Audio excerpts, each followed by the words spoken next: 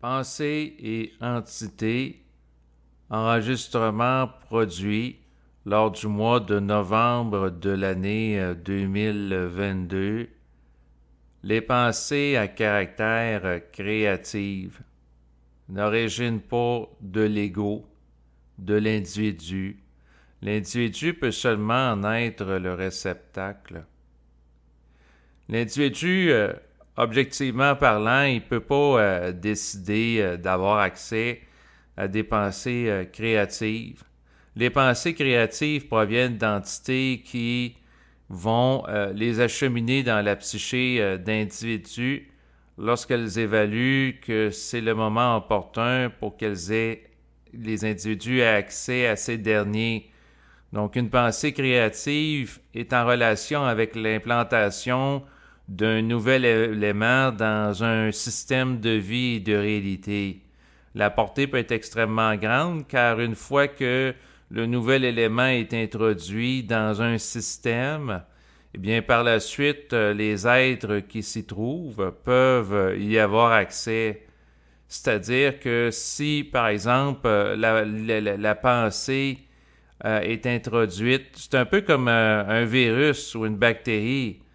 Donc, une fois qu'un virus est introduit au sein d'une population, bien à ce moment-là, la population est prise avec, puis le virus peut muter. Et c'est la même chose par rapport à une pensée à caractère créatif. Une fois que la pensée est introduite dans un système de réalité, c'est sûr qu'il peut y avoir des individus qui vont la trafiquer, qui vont la réfléchir, mais l'élément, il va être là. Donc, pourquoi il est question de pensée et entité? C'est-à-dire que l'être humain va avoir à composer avec des entités, des êtres qui existent indépendants du plan physique. C'est sûr que l'être humain, dans certains cas, peut faire de l'enthétisation, c'est-à-dire s'imaginer que le vent est une entité, l'eau, les différents éléments. Et en lien avec ça, il y a des gens qui, dans le passé, là, avaient des comportements là, comme prier pour que la température soit clémente et qu'il y ait des interférences qui soient faites là, par rapport à certains éléments météorologiques, prier le dieu du vent ou prier diverses divinités. Donc, en tant que tel, le vent n'est pas nécessairement une entité, mais un phénomène météorologique. Par contre, la réalité du vent et les autres réalités qui existent sur le plan physique sont le produit de la réalité au niveau nouménal qui a engendré ensuite le plan phénoménal. Donc, l'origine de tous les éléments, tous les concepts que l'être humain peut avoir accès proviennent d'un niveau de réalité autre. Ce qui est très différent ici comme vision que celle que présentent par exemple des matérialistes qui vont dire que c'est l'individu sur le plan physique par l'activité de sa réflexion qui va concevoir des concepts et le monde des idées. Donc le monde des idées serait le produit du plan matériel, donc d'une perspective matérialiste, donc ce serait le produit de l'activité des neurones de l'individu qui engendrerait par la suite le monde de la pensée, des concepts et ainsi de suite. Alors que la perspective à partir de laquelle je vous parle, c'est plutôt celle que le monde des idées existe et ensuite le plan physique jaillit d'un autre niveau de réalité. Bien entendu, l'individu peut réfléchir à des idées qui lui ont été insufflées dans des temps lointains en son sein ou d'autres individus provenant du plan éthérique, mais qui ont été trafiqués par l'activité de la réflexion humaine, modifiés, qui ont été corrompus, un peu comme un fichier informatique. Par exemple, sur le plan de l'informatique, un concepteur de logiciel va générer un logiciel qui est fonctionnel et par la suite, il va y avoir des gens qui vont chercher à le pirater, à le modifier, à le faire dévier de sa voie d'origine. Et ça, on peut parler de l'activité des forces retardataires, donc des forces astrales, entre autres en relation avec l'activité d'individus orgueilleux qui vont chercher à faire du parasitage. Donc, des forces adverses qui vont aller à l'encontre aux idées primordiales qui ont été générées, et c'est ce qui a donné place, entre autres, à des aberrations sur le plan physique. Donc, l'être humain qui va avoir tendance à vouloir anthétiser la pensée, s'il le fait d'une perspective réflexive et non pas d'un constat objectif en fonction de sa sensibilité vibratoire, oui, à quelque part, il peut générer des croyances sécurisantes en relation avec certaines entités qu'il peut s'imaginer être à caractère angélique, donc des archanges, des gens des êtres qui sont là pour le protéger. Il peut faire des projections de caractéristiques humaines par rapport à des entités qu'il va projeter sur l'horizon du monde. Ça, c'est un niveau de réalité, un piège en relation avec l'enthétisation. Mais en même temps, il existe quand même des entités en ce sens que il y a des êtres sur un autre niveau de réalité qui engendrent la pensée créative et que l'être humain ne peut pas décider de générer une idée créative par lui-même d'une manière totale et absolue. En ce sens que l'être humain, si c'est par exemple un artiste, il ne peut pas dire à 9 heures le matin, je vais avoir l'idée créative pour faire ma prochaine œuvre. Ça ne marche pas comme ça. Donc, ou avoir l'invention qui va lui permettre de, par exemple, générer un type de batterie automobile qui va être moins polluante. Donc, l'idée de génie va survenir dans son mental à 9h15 le matin. Ça ne fonctionne pas comme ça. La raison, c'est que l'idée, s'il y a à y avoir accès, va lui être acheminée dans le temps de l'esprit. C'est sûr que des êtres humains qui peuvent monter dans un état de colère mentale dans l'optique d'avoir accès à une idée créative, à une idée nouvelle, etc. Ces individus-là, sans s'en rendre compte, sont amenés à la colère mentale de par l'activité d'être sur le plan éthérique. Donc, c'est pas laissé au hasard. L'esprit peut être comparable, comme l'avait déjà fait un conférencier, à un individu qui va, d'une manière volontaire, faire une jambette à un individu qui pour le faire trébucher, puis par la suite monter en intensité, parce que quelqu'un qui tombe par terre, c'est contrariant. Et la montée en intensité est préméditée par l'esprit qui a créé le problème pour que l'individu en vienne à changer d'état d'être et devenir disponible par la suite à l'émergence d'une idée créative parce qu'il évalue que c'est le temps qui a accès à ça. Et c'est la même chose par rapport à l'humanité. Mais bien entendu, l'humanité présentement a accès, dans certains cas, à des idées en lien avec des armes. Et c'est en relation, ces idées, avec l'interférence d'entités astrales, d'êtres retardataires ou d'êtres qui proviennent de d'autres planètes qui ont généré du matériel qui se retrouve dans l'aura de la Terre et que des gens peuvent puiser. Mais fondamentalement, toutes les idées qui sont propices à la destruction des formes de vie qui sont de véritables pollutions psychiques, eh bien, ces idées sont le fruit d'idées d'un lointain passé qui étaient à l'origine créatives, mais qui ont été corrompues, un peu comme, par exemple, des pirates informatiques vont corrompre des logiciels ou vont demander des rançons à des individus en manipulant le réseau informatique pour utiliser ça à leur fin pour, à quelque part, que leur ego reste en puissance. Et c'est des êtres de domination. Donc, la corruption du plan physique a amené par la suite, entre autres, l'apparition d'armes de destruction qui sont la combinaison, dans certains cas, d'idées créatives qui avaient été infusées dans le mental, dans l'individu, dans du passé lointain, ou le fruit de la réflexion de l'individu qui compose avec des éléments physiques dans l'optique d'en faire des éléments de destruction. L'individu, dans le fond, il a à constater que le fait qu'il existe des entités est en relation avec l'orientation de la pensée qu'il capte. La pensée qu'un individu reçoit n'est pas anodine, n'est pas liée au hasard.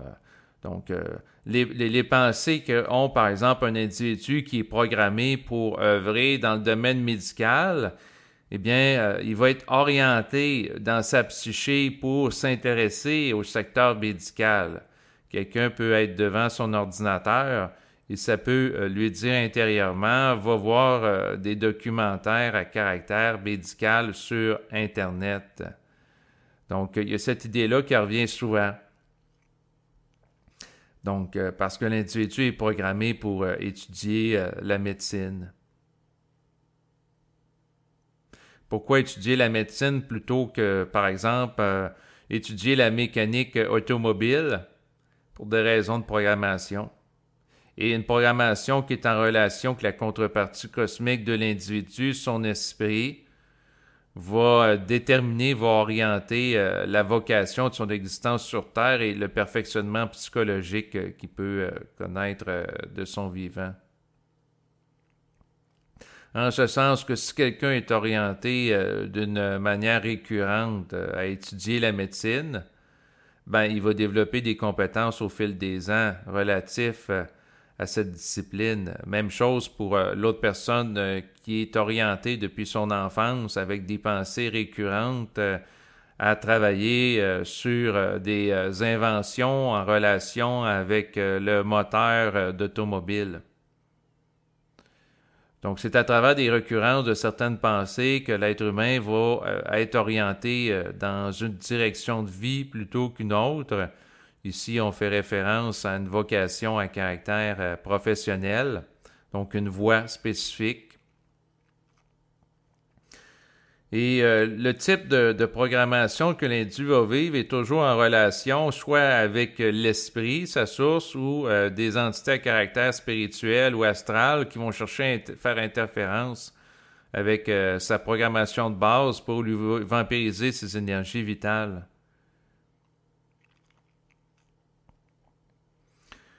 Donc, c'est sûr que ce qui arrive dans l'existence d'un individu, c'est qu'il y a au moins une entité maîtresse auquel il a à composer avec. Donc, tout dépendant de la façon qu'est interprétée cette vocable ou entité primordiale qui se rapporte à son identité, à son existence. Certains vont parler de son esprit, son double. Il y a plusieurs vocables. Là, il y a des gens qui peuvent dire que de parler d'âme, de double, etc. C'est toutes des formes, des abstractions choséifiées pour essayer d'appréhender une réalité occulte. Certes, l'individu peut se mystifier à travers l'utilisation de multiples concepts pour appréhender une réalité, mais en même temps, il y a une réalité qui lui échappe en tant qu'être réflectif, en ce sens que sans qu'il décide, il a accès à des pensées, où il va être court-circuité par l'émergence de certaines pensées à travers de certaines activités. En ce sens que l'individu, en tant qu'ego, pourrait dire aujourd'hui, je ne pense pas à un éléphant rose. Et sans qu'il décide, la pensée de l'éléphant rose va lui traverser pareil l'esprit. Pourquoi? Ben, c'est parce qu'il n'est pas l'origine de la pensée. C'est pas lui qui l'origine, la pensée. Et la pensée revient à plusieurs reprises dans une direction plutôt que d'autres pour l'amener à commettre certaines actions. C'est parce qu'à quelque part, il y a certaines forces qui cherchent à l'orienter dans sa vie, à le diriger. Donc, quelqu'un qui est dirigé dans une direction, certes, l'ego peut éventuellement se sentir contrarié lorsqu'il réalise cela. Et il peut monter en vibration dans un état oppositionnel par rapport à sa source pour comprendre l'intelligence qu'il a, par exemple, à ce qu'il étudie. Par exemple, si on prend le cas de la personne qui étudie la médecine, donc l'individu peut poser la question d'esprit, pourquoi tu m'orientes continuellement à étudier la médecine, puis ça peut y répondre intérieurement. C'est parce que c'est intelligent que tu préserves ta santé compte tenu de la nature de ton existence et ce que tu as à accomplir. Donc, ça peut y répondre ça peut y répondre d'autres choses. Et c'est sûr que l'individu, dans le fond, il y a des gens matérialistes qui vont dire, ben, la pensée, ça origine de l'activité du cerveau. L'être humain est mystifié par rapport à certaines fonctions du cerveau, puis il a l'impression que ça vient d'ailleurs.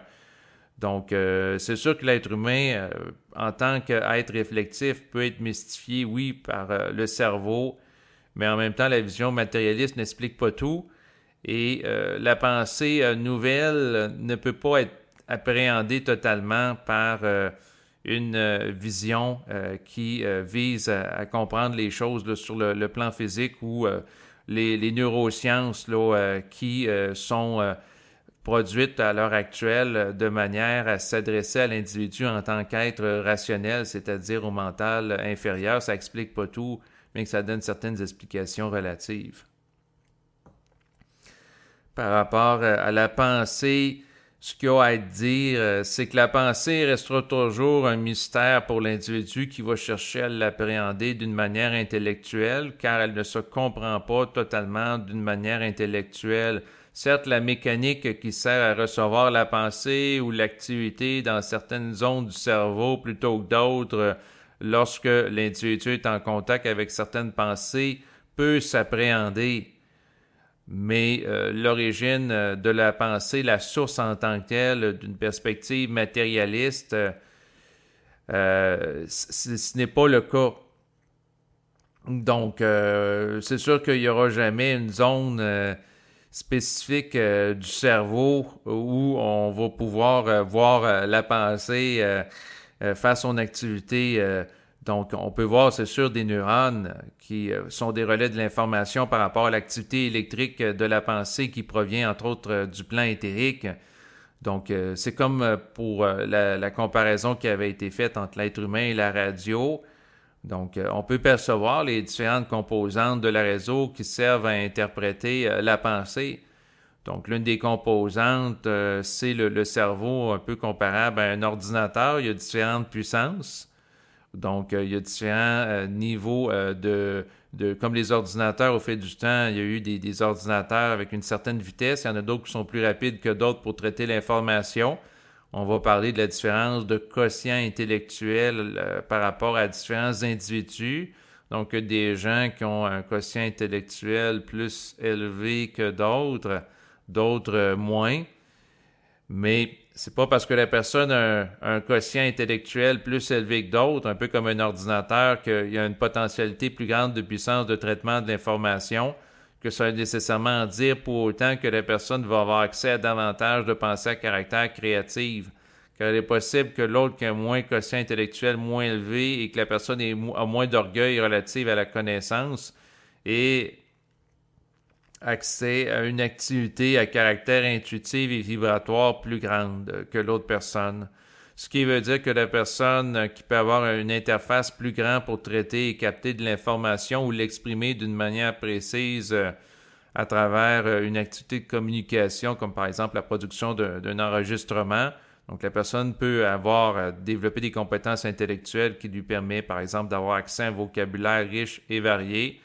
Mais ça ne veut pas dire pour autant que cette personne va avoir une capacité aussi grande que l'autre qui n'a pas nécessairement toutes ses ressources cognitives pour avoir la capacité d'accéder à l'intelligence créative. L'intelligence créative, certes, dans certains cas, peut chercher à passer, à circuler au sein d'un individu qui est programmé pour être un communicateur et avoir accès à beaucoup de vocabulaire pour que la traduction de son déploiement à travers le plan physique et cet individu soit précis.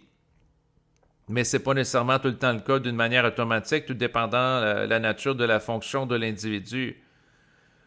Donc, c'est pas parce que quelqu'un a un quotient intellectuel un peu plus élevé qu'un autre que ça veut dire nécessairement que cette personne est davantage en contact avec l'esprit. Et c'est pas parce qu'une personne a plus accès de vocabulaire et des mots précis et des mots techniques pour appréhender certaines réalités avec précision, que cet individu est davantage branché au niveau psychique et vibratoire qu'un autre individu qui a peu ou pas de vocabulaire. Ces éléments-là peuvent être indépendants. Par contre, l'individu est orienté à développer certaines compétences en relation avec l'agenda évolutif auquel il se rapporte. Donc, c'est sûr que si quelqu'un est voué à être un communicateur dans sa vie, ça se peut que depuis son enfance, il soit orienté pour, par exemple, faire de la lecture ou l'écoute de documentaires dans l'optique qui acquiert le vocabulaire nécessaire pour, par la suite, une fois rendu à l'âge adulte et dans un état de maturité suffisamment grand, actualiser la fonction par rapport à laquelle il est programmé depuis le moment de sa naissance pour actualiser un agenda à caractère évolutif. L'agenda à caractère évolutif est en relation avec des synergies qui se rapportent par rapport à différents esprits à l'échelle du cosmos en relation avec l'actualisation d'un plan de développement pour la Terre. Bien entendu, ce plan peut être mis en échec ou retardé dans une certaine mesure par rapport au chevauchement que certains individus peuvent connaître à l'égard d'entités astrales qui sont oppositionnelles à ces réalités. Il peut y avoir des entités astrales qui vont nier l'existence de l'esprit pour amener la personne à être matérialiste, pour détourner la personne de sa dimension intuitive ou sa connexion avec le plan éthérique en cherchant à discréditer cette réalité pour que la personne fonctionne en vase clos en fonction des informations qui proviennent de ses 5 sens pour que l'individu soit programmable, hypnotisable en fonction de conditionnements sociaux qui le détournent de l'intelligence créative qui pourrait précisément le mettre en contact avec des pensées qui lui permettraient d'avoir accès à de l'intelligence en dehors de la boîte, en dehors de la programmation environnementale dans laquelle il va se trouver. Donc, c'est sûr qu'il y a des entités qui cherchent à discréditer la notion d'existence d'entité pour garder l'individu pris sous leur joug malgré lui. Donc, tant que l'individu croit que la pensée origine de lui, il est manipulable par les êtres qui induisent des pensées dans sa psyché à son insu et qu'il interprète comme étant siennes, qu'il va faire sienne d'ailleurs et qu'il va introjecter, pour employer un terme technique, donc qu'il va intégrer en ce sens dans son existence. Alors que si l'individu, à un moment donné, est traversé par l'intelligence et la fulgurance de la vibration créative de l'esprit, eh bien, à ce moment-là, ce type de conditionnement va être obligé d'éclater. Donc, si la personne a à réaliser autre chose à l'égard de la pensée, l'esprit peut mettre en place dans sa vie certains phénomènes à caractère paranormal qui vont à l'encontre de la vision matérialiste de la pensée, comme expérimenter un vécu relatif un vécu qui est relatif à la télépathie. Donc, à un moment donné, l'individu a la pensée d'appeler quelqu'un, la personne l'appelle au même moment. L'individu, au début, qui a une vision matérialiste, peut vivre un choc par rapport à ce phénomène-là. Il ne comprend pas qu'est-ce qui se passe. Il peut dire « Ah, ça doit être le hasard », et puis il peut le réfléchir. Il peut avoir une activité dans sa psyché en relation avec une entité astrale qui cherche à résister à l'existence de ce phénomène pour le discréditer puis le maintenir dans une certaine façon sous son joug en disant « Non, non, ça n'existe pas, la télépathie, où il n'y a pas d'autre chose que le plan physique », pour précisément manipuler l'individu et le garder dans une vision et une compréhension de lui-même réduite. Mais si la personne, de par l'activité de l'esprit, a réalisé qu'il est un être multidimensionnel ou qu'il existe autre chose que le plan physique, bien, il va y avoir de plus en plus des phénomènes de télépathie qui vont se produire à un point tel que l'individu va être ébranlé dans sa vision qu'il pouvait avoir jusqu'alors du monde et de lui-même et de sa psyché. Donc, si quelqu'un a s'éveillé, il va être confronté à un vécu à caractère paranormal qui va être mis en place en fonction d'un agenda évolutif par rapport au plan.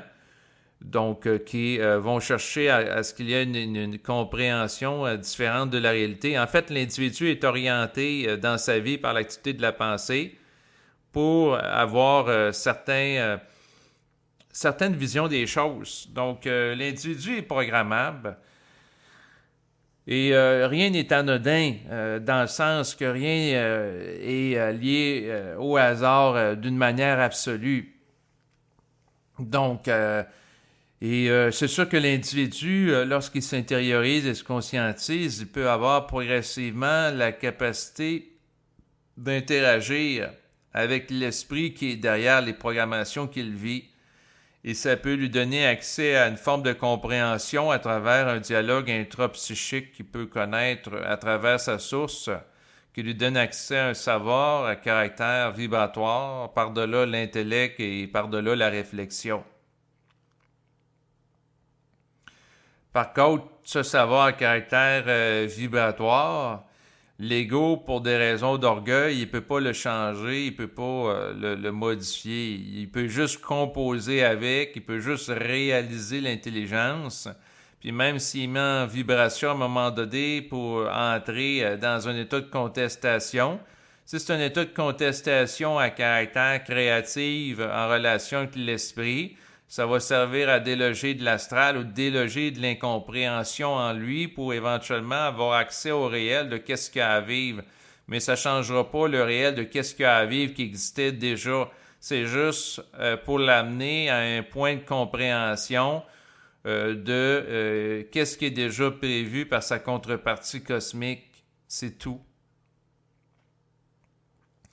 C'est un petit peu abstrait ce qui est abordé ici, mais c'est tout simplement de dire que, à quelque part, la vie ou l'existence de l'ego est faite de manière, si l'ego a s'éveillé d'une réalité à caractère cosmique qui le rattache au plan de l'esprit, ben ça va, son existence par rapport à la nature des événements, des discussions avec les gens ou autres, tout ça va être coordonné au niveau de l'esprit en ce sens. Bien entendu, il peut y avoir des forces retardataires qui vont chercher à ne pas reconnaître certaines choses ou à ne pas dévoiler certaines choses ou à nier certaines choses ou à ridiculiser certaines théories, ridiculiser certains propos, s'en dissocier, ainsi de suite. Mais si l'individu est honnête avec lui-même et transparent dans l'ego, il n'a d'autre choix que de reconnaître le réel dans sa nature vibratoire fondamentale et composée avec lui.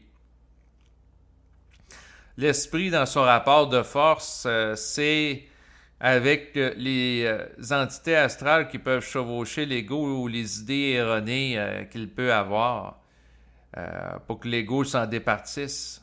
Donc, c'est sûr que tout ça est extrêmement complexe et subtil. C'est sûr que ça peut donner place à de la mésinterprétation. C'est sûr que ça peut donner place à de l'entitésation, mais c'est pas parce que l'ego peut faire de l'entitésation de certains éléments que ça ne veut pas dire que il n'y a pas d'entité qui existe, qui est extrêmement subtil, complexe, qui peut... tout ça peut être mal interprété naturellement, comme toutes choses qui peuvent être dites.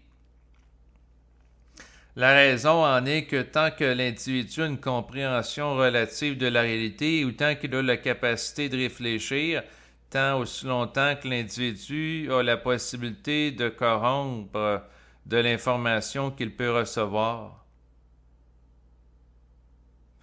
Pour que l'individu ne corrompe pas l'information reçue de par le plan de l'esprit, eh bien, il faut que l'individu soit transparent, c'est-à-dire qu'il soit dépouillé d'un conditionnement social, qu'il soit dépouillé du chevauchement d'entités astrales, qu'il soit dépouillé d'un mémoriel à caractère involutif, un mémoriel qui l'enlise dans certaines croyances, certaines coutumes, certains rituels, qui le détournent de lui-même.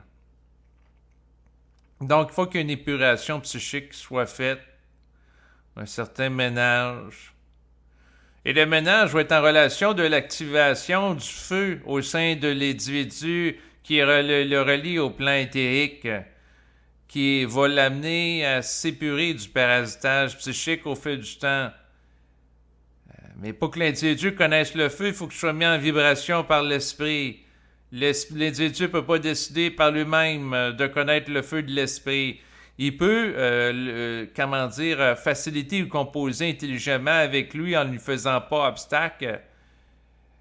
Donc, en ne diffractant pas l'énergie du feu à caractère solaire qu'il peut connaître en son sein, en ne cherchant pas à l'éteindre en fonction d'idées astrales, d'idées retardataires, d'un conditionnement social qui fait plaisir à son ego. Donc, ça demande une certaine forme de retenue de l'individu pour l'amener à être capable de dire non par rapport aux pensées erronées qui peuvent chercher à prendre le pas sur les pensées porteuses d'une vibration qui vont favoriser son renouvellement psychique intégral. Donc, soit l'individu peut collaborer avec le processus, ou soit que l'individu peut chercher à retarder le processus. Mais si le processus d'un renouvellement psychique de sa conscience va s'opérer dans le cadre de son existence, eh bien, l'esprit va mettre en branle par différents événements, par différents contacts avec d'autres individus interposés, des situations qui vont être propices à ça. Et l'esprit est comparable à un joueur d'échecs qui a toujours un coup d'avance sur l'ego qui réfléchit. Parce que l'intelligence créative est plus vite que l'autre qui utilise des informations relatives au mémoriel pour par la suite faire un mouvement. Ça fait partie de sa nature. Donc, toute résistance par rapport à l'esprit d'une manière absolue est une perte d'énergie. Ce qui fait en sorte qu'à quelque part, c'est sûr qu'un individu peut perdre de l'énergie parce qu'il sait qu'il y a quelque chose à faire, mais il ne le fait pas, il le remet à plus tard. Il peut faire de la procrastination pendant un certain nombre de mois, un certain nombre d'années, mais tôt ou tard, lorsque l'esprit évalue qu'à un moment donné, il faut que ça change, ben, il va créer une situation choc pour que l'ego se défasse d'une idée erronée. Donc, c'est juste une question de temps. Et c'est juste une question de temps avant qu'il y ait la restauration de la situation sur la Terre en relation avec l'activité créative du plan éthérique. Certes, l'humanité est confrontée à des problèmes de pollution depuis le début de l'ère industrielle qui gagne en importance depuis environ 150 ans. Par contre, ce qu'il faut réaliser, c'est que l'intelligence créative, éventuellement, aura le dessus sur les problèmes de pollution psychique qui se rapportent à la Terre, qui donnent place à des problèmes de pollution à caractère physique par la suite. Donc, c'est juste une question de temps avant que le ménage soit fait dans la psyché des individus de la Terre et également par rapport à l'environnement. Donc, c'est inévitable et c'est en lien avec le fait aussi que l'individu n'a pas d'arbitre dans le sens absolu. Ce qui fait en sorte que s'il n'y a pas de libre arbitre de manière absolue, c'est-à-dire qu'il ne peut pas décider en tout temps c'est quoi la pensée qu'il y a dans le mental, bien, il est orienté dans sa vie, dans une direction ou dans des directions plutôt que d'autres. C'est sûr que l'illusion du libre arbitre peut être en relation avec l'activité d'un côté de l'esprit et d'autre côté des forces retardataires qui lui donnent l'impression qu'il y a à quelque part des choix. Mais tôt ou tard, l'activité des forces retardataires va être neutralisée par l'activité de l'esprit, ce qui fait en sorte que l'impression de choix va être appelée à diminuer, bien entendu au sein de la psyché de l'individu qui a à connaître de son vivant une altération de sa psyché d'une manière significative du plan éthérique. C'est pas tout le monde qui a à vivre ça présentement. Et le but de l'énergie, c'est quoi? Ben, c'est de passer au sein de certains individus qui en deviennent des catalyseurs de son expression sur le plan physique pour œuvrer par la suite à la restauration d'une manière explicite ou implicite du plan physique de par leur rayonnement de leurs actions et également de leurs pensées qui se rapportent à ce plan de réalité. Certes, un individu, à un moment donné dans sa vie, peut avoir accès à des idées créatives, par la suite devenir orgueilleux. Prenons par exemple le cas d'un inventeur qui, à un moment donné, il était ouvert d'esprit, il intercepte une idée créative, par la suite il devient orgueilleux en lien avec son invention, puis par la suite, ben, il n'est plus capable de générer d'autres inventions. Pourquoi? Parce qu'il se réfléchit comme étant tout-puissant, comme étant quelqu'un de plus intelligent que les autres, et ainsi de suite. Donc, son mouvement d'orgueil est neutralisé par l'esprit qui ne lui donne pas accès à d'autres idées créatives qu'il pourrait récupérer pour continuer un mouvement d'influctuation, d'augmentation de l'ego qui devient de plus en plus démesuré. Donc, pour contrer ça, il y a certaines personnes qui ont accès à une idée créative dans leur vie et ensuite c'est fini. Il y en a d'autres qui peuvent avoir accès à plusieurs idées créatives. Et ça, c'est en fonction de ce que chacun a à accomplir ou à vivre sur Terre en vertu de la programmation qui relie la personne au plan éthérique. Certes, il peut y avoir des inventeurs très orgueilleux qui ont eu l'impression qu'ils ont eu accès à plusieurs idées créatives, mais ça pouvait être tout simplement des idées qui étaient déjà dans le système terrestre en relation avec des idées qui se trouvent, ce que certains appellent les annales akashiques, qui relient l'être humain à des civilisations du passé. Prenons par exemple le cas de la civilisation de l'Atlantide, qui avait accès à des informations ou à des connaissances qui sont voilées pour des individus de l'époque actuelle. Si un individu a accès à une information qui provient d'une humanité antérieure à celle de l'humanité actuelle, eh bien, cette idée peut être interprétée par d'autres individus comme étant créative alors qu'elle ne l'est pas sur le plan absolu. L'individu, ce qu'il a fait, c'est qu'il a tout simplement puisé dans de la mémoire morte qui le relie au plan de la mort. Et le plan de la mort est composé d'entités à caractère astral qui ont un certain orgueil et qui vont cumuler les formes qui ont été déployées sur la Terre depuis l'origine de l'humanité. Donc, il y a un bagage mémoriel qui est généré, qui est entreposé sur le plan astral au fil du temps en relation avec l'activité expérimentale de l'être humain sur le plan physique.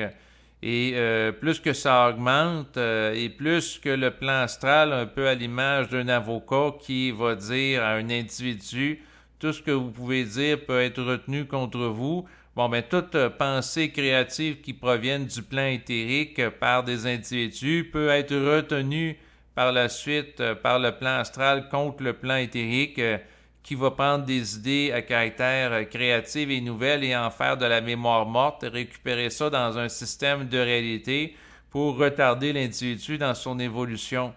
Donc, il y a toujours ce jeu des forces retardataires qui récupèrent et accumulent toutes les formes pensées qui sont émises dans le système terrestre pour se maintenir en puissance pour des raisons d'orgueil et également de domination.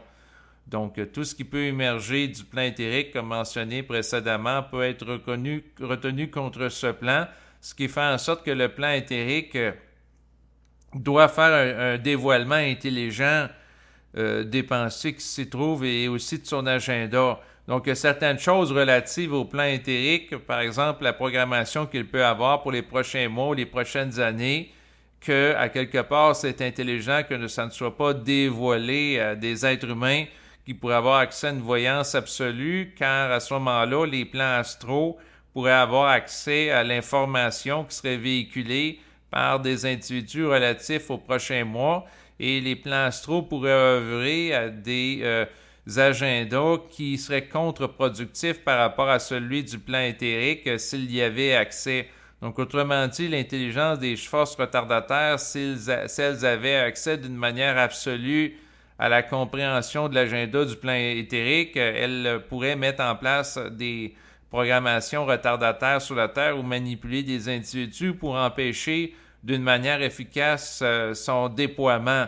Mais comme les êtres du plan éthérique sont conscients que toute information induite dans le système terrestre peut être récupérée par la suite par les formes retardataires, eh bien, les êtres du plan éthérique ne dévoileront pas tout leur jeu naturellement. Ce qui fait qu'il peut y avoir une dose de mystère se rapportant à ce qui est prévu à devenir sur la Terre pour les prochaines années ou les prochains siècles.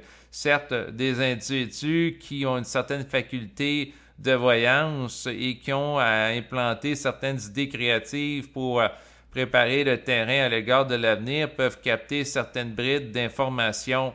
Mais à quelque part, c'est pas dans l'intérêt du plan éthérique que leur plan, d'une manière détaillée, soit rendu accessible à tous. Parce que parmi les êtres sur la Terre, il y en a qui sont chevauchés par le plan astral et qui pourraient mettre en place des actions, des agendas, des systèmes de croyances pour court-circuiter l'actualisation d'un plan créatif qui va favoriser la restauration de la psyché des êtres humains sur Terre. Parce que le combat qui présentement se déroule sur le plan occulte, et c'est un combat qui a cours depuis plusieurs années, c'est celui qui est fait pour l'intégrité psychique des individus.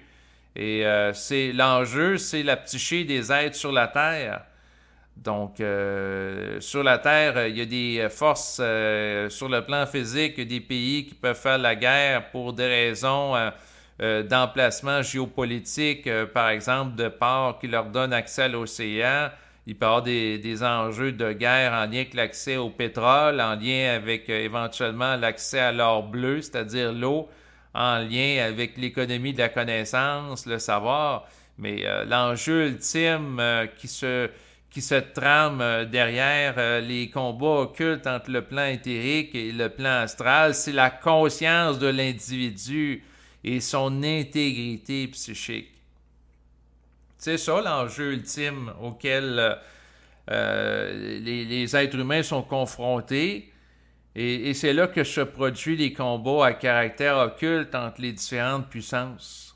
Sur la Terre, il y a des puissances opposées par rapport à des forces relatives à des armées différentes qui se rattachent à des pays, qui ont certaines programmations qui divergent. Au niveau occulte, c'est un petit peu le même principe. Il y a des forces d'assaut psychique en lien avec le plan éthérique et des forces de contre-offensive astrale qui vont chercher à freiner l'émergence de l'être humain nouveau qui vit dans un état psychique et vibratoire en harmonie avec le plan éthérique sur le plan physique. Donc, c'est ce qui se produit présentement. Pour en revenir à la question de la pensée et des entités, c'est que l'être humain, tôt ou tard, a réalisé que le simple fait que la pensée qu'il capte est orientée dans une direction plutôt qu'une autre, et qu'en tant qu'égo, lorsqu'il réalise que la pensée, il n'a pas choisi de l'avoir, ben, cette orientation est le signe que quelque part, il y a une force qui l'active. Bien sûr, des gens sur le plan matérialiste peuvent évoquer différents éléments qui vont orienter la pensée de l'individu, mais à quelque part, il y a des limites par rapport à ça. Donc, c'est sûr que si, par exemple, l'individu se trouve dans une pièce et qu'il fait froid, et qu'il fait le constat qu'il ferait froid et qu'il réfléchit au fait qu'il fait froid, ben oui, ça peut être la condition de la pièce et non pas une entité, le froid n'étant pas une entité qui occasionne l'idée qu'il fait froid. Donc, c'est en lien avec l'activité d'une réflexion. C'est un constat qui est fait. Par contre, s'il y a une idée créative qu'il n'a pas cherché, par exemple, c'est le matin et qu'il y a l'idée d'aller faire un voyage à Cuba, alors qu'il n'a pas écouté de vidéo en lien avec Cuba, il n'a rien fait par rapport à ça, et c'est une pensée qui semble survenir de nulle part et qu'une certaine vibration. C'est possible que l'esprit cherche à l'amener à voyager à cet endroit, car lorsqu'il va s'y trouver, il va interagir avec certains individus et ça va participer à un agenda créatif. Donc, il peut y avoir un mouvement vibratoire qui semble venir de nulle part, qui est en relation avec l'orientation de l'esprit qu'il cherche à donner à l'existence de l'individu pour l'orienter par rapport à une certaine chose à accomplir plutôt qu'une autre. Et ce type de pensée, dans certains cas, peut apparaître comme étant décousu, n'ayant aucun lien avec l'action en présence ou l'activité qui a eu cours dans les journées précédentes. Sinon, l'une des manifestations qui va illustrer la présence d'une entité derrière la pensée acheminée à des individus, c'est à travers, entre autres, le phénomène de la télépathie, c'est-à-dire que deux individus qui peuvent être séparés par une grande distance sur le plan physique, peut-être même des centaines, voire des milliers de kilomètres, ces gens ont la même idée simultanément, alors qu'ils ne se trouvent pas sur le même continent, de s'appeler au même moment. Il y en a un qui pense s'appeler l'autre, puis l'autre il l'appelle au même moment. Donc, ce qui arrive dans ce type de phénomène-là, c'est que l'entité qui est derrière le phénomène de la pensée va acheminer à deux individus simultanément la même idée, c'est-à-dire qu'ils doivent se parler. Et les deux individus, à l'image de deux réceptacles radio, un peu comme deux personnes sont dans leur automobile puis reçoivent les ondes qui se rapportent à la même émission de radio simultanément, ben c'est le même principe. Donc, deux interfaces psychiques reçoivent la même information qui provient d'une entité pour qu'ils se communiquent. Et ce qui est en relation avec le fait que la pensée n'origine pas de l'ego, de l'individu, c'est des phénomènes un peu comme la télépathie qui permettent, c'est des phénomènes qui arrivent au-delà de la loi des probabilités, là, de témoigner de manière non équivoque que, à quelque part, derrière le phénomène de la pensée, il peut avoir une direction liée à une entité, une orientation, donc une conscience qui oriente, par exemple, deux personnes à se parler en même temps. Les deux reçoivent en même temps la pensée qu'il faut qu'ils se parlent. Bon, qui vont être orientés dans un comportement. Et s'il y a une direction, il y a une visée, ça témoigne qu'à quelque part, il y a un principe intelligible derrière ça. C'est pas juste lié à du hasard ou la loi des probabilités. Donc, c'est ça qui devait être rajouté au propos. Je vous remercie de votre écoute et je vous dis à bientôt. Au revoir.